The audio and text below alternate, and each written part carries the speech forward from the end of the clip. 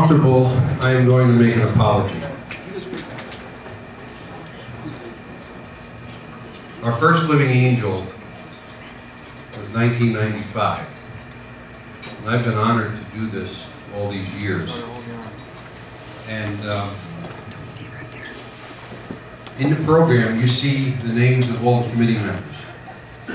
And the part that you may not know about the living angel is that it is an anonymous committee with no one on the committee in healthcare other than myself. I chair the committee, I don't vote. I'm at the committee primarily to answer medical questions to the best of my ability. And the people on the committee select the angel based upon how that angel that year is in relation to all the other candidates. To give you an idea, this year we had 30 nominees. Each committee member gets every letter at least a week in advance. And they review them, they make notes, they come with their intentions in their minds, and it takes us compositely about 5 or 6 hours to make a selection. So even though I cannot ask them to stand because it's in the honor of anonymity, I would like to publicly thank these committee members, some of whom have been with me from the get-go, others who have come on, but just about everyone has been there multiple years. I thank them for their time, their effort, for their compassion, and for their dedication to choosing a living angel. And that's my public apology.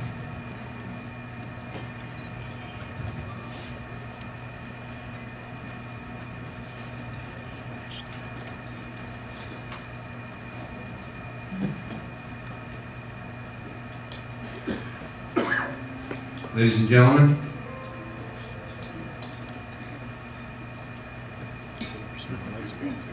may I have your attention, please? We have arrived at the high point of our evening, the presentation of the 2013 Living Angel Award. The Living Angel. The Living Angel. This year, one nomination letter touched all the committee members. It echoes the feeling of why we select an angel. Let us listen to these heartfelt lines. Just writing this letter makes me cry, because one day life can be so good, and then the next you're fighting a battle. Will you win or lose? Thank you so much for this chance to tell my story. Even if my nominee isn't chosen, I am happy that someone was able to listen. We listen,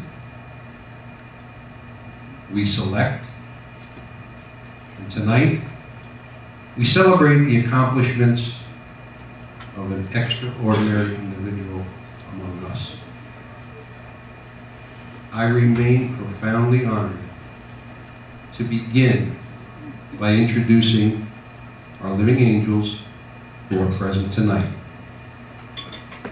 1995, our first living angel, Patty Becker.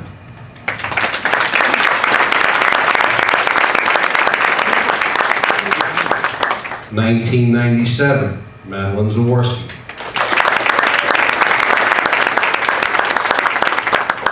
1999, Mary Kay Rao.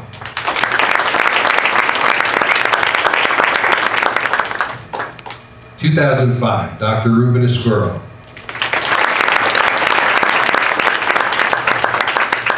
2005, Maria Escuro.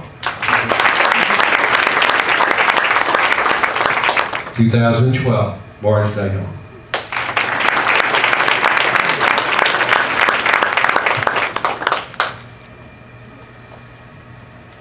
Let us pause for a moment in memory of our 4 departed angels, Mitzi, Marie, Shelley, and Gail, and for the special someone in our own way, our own hearts, our own living angel.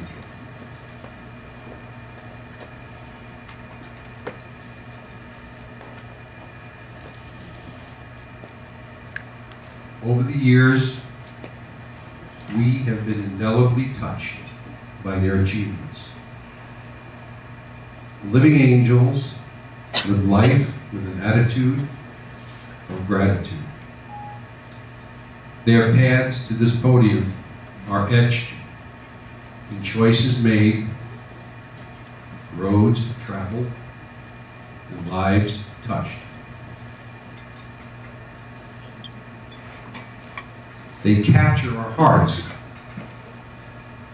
They give all of us inspiration. Mother Teresa once said, "We can do no great things, only small things with great love." So it is in this spirit that we now examine the portrait of our newest angel. 4 vibrant qualities dominate the center of this vignette: perseverance, love, gratitude, and compassion. As we all remember, high school senior year is consumed with the finishing touches of our 4-year preparation for the future. It is an exciting time. For Jeremy, it also offered a chance to impress the college wrestling community, an opportunity to pursue his main sporting interest. But suddenly, he lost stamina. For about 1 month, his everyday athletic routines exceeded his endurance. Something inside of him had radically changed. His family doctor spent little time in arriving at a tentative diagnosis. Here, we find perseverance. Armed with a can-do spirit, he entered University Rainbow Babies and Children's Hospital, where the diagnosis was confirmed: acute lymphoblastic leukemia. Jeremy asked 2 questions. What are my chances? When do we begin treatment? His oncology team designed a strategy, and in rapid fashion, he learned a new vocabulary and ran the gauntlet of their fire. Chemotherapy induction cycle, methotrexate, leukemia blast, thiotapa. He endured the necessary barrage of progressively more complex treatments in the hope that this enemy within would be defeated. After 7 grueling months, instead of finding cure, he reached his low point. His doctors found spread of disease to his central nervous system. Is this the end? Is there no other option? Here we find love. His team of oncologists suggested one last chance. This last chance rested on the potential benefit of a stem cell transplant. Ben, his 13-year-old brother, tested as excellent donor match for this life-giving tissue, this last chance. And Ben wasted no time making his decision. He had watched from the sidelines long enough. he now had a unique chance to rescue Jeremy. This poignant act of love occurred 2 days before Christmas. Laying side by side, with the lifelines running from the younger to the older brother, they reached their high point in this ongoing struggle. A special bond in the season of giving. But the paradox of pain, Christmas, and prolonged hospitalization was overmatched by the outpouring of unsolicited support from many strangers in Avon Lake, Cleveland, even Pennsylvania. These young men were not alone. They were embraced by tenderness. Debbie, the boy's mother, remembers that the crippling sense of fear vanished in the holiday season the whole family would never forget. They felt so loved. For them, it was a true Christmas. Now we find the gratitude and compassion. This persistent patient, his loving brother, and their resourceful mother were filled with an all-encompassing need to respond in kind. Yet, how could they demonstrate this heartfelt desire?